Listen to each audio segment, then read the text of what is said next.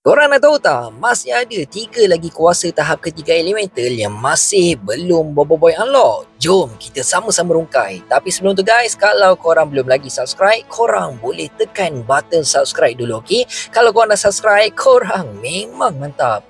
Yang pertama adalah kuasa tahap ketiga Voltra. Yang mana Voltra merupakan kuasa tahap ketiga untuk kuasa peti dan juga halilintar.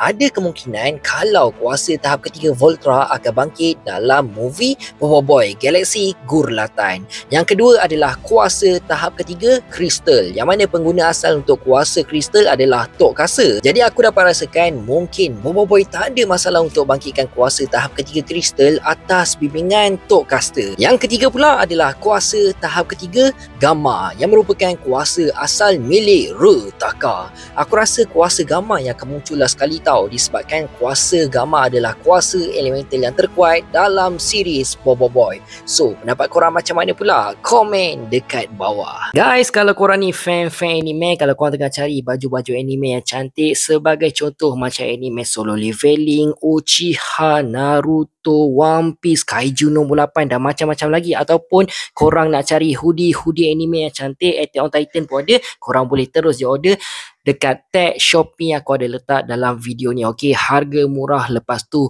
padu.